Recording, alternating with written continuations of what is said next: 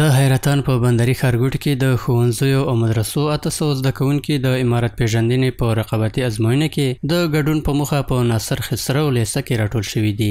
دوی د دغه ډول ازموینو په لار اچول د فکري ودې او پراختیا او د اسلامي عمارت د مشرانو له کارنامو څخه د خبرتیا په برخه کې یو مهم اصل وباله.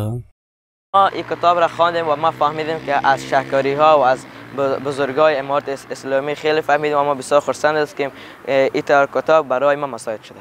ما همین امارت شناسایی را میخوانیم و اما بزرگان جهاد کردن دیگه چیزایشه، کل تاریخ میفهمیم و دیگه چیزایشه.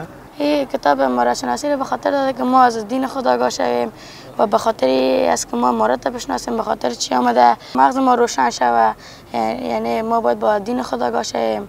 ورته مهال ښوونکي وایي چې دغه سیالۍ به له زده کوونکو سره مرسته وکړي تر څو له سوچه اسلامي کلتور سره بلدتیا پیدا کړي. دوی همداراز د ځوانانو او ماشومانو د اسلامي افکارو په بیارغونه کې هم د دغه ډول سیالیو ترسره کول ګټور او مهم وبلل. بسیار مفید از شاگردان انگیزه میتن در مورد امارت شناسی، ذهنشان روشن میسازه. یک پروسه خوب است. در مسابقات و در برنامه و پروگرام‌ها خوب است، یک آگاهی پیدا میکنن، از دین آگاهی پیدا میکنن. یکی از اینکه تشویق میشن به کتابخوانی.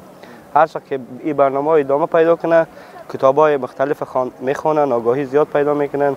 یک تشویق خوب است. د حیرتانو د بندري ښارګوټي د پوهنې امیر وایي چې په دې ازموینه کې د یوې دیني مدرسې د ناصر خسرو لیسې او یو خصوصي ښوونځي 800 زده کوونکو په دغه سیالۍ کې ګډون کړی دی. نوموړي هم دغه ډول پروګرامونه د زده کوونکو د فکري ودې او پیاوړتیا په برخه کې ارزښتناکه وبلل. الحمدلله نن چې د امتحان صحنه کې ته وینئ 800 تکمینا کم زیات شاګردان دي چې په د امتحان کې شرکت کړی، چې هغه د مکاتبو دي، د دولتي مکاتب او د خصوصي مکاتب او دغه د مدارسو دهاتي او د خصوصي مدارسو شاګردانو 800 تکمینا شاګردانو دلته شرکت کړی په امتحان کې. ټاکل شوی چې د 800 زده کوونکو د ازموینې د پایلو له اعلانېدو وروسته به 10 تنه غوره زده کوونکي په ګوته او ټاکل شوې ډالۍ به پرې وویشل شي.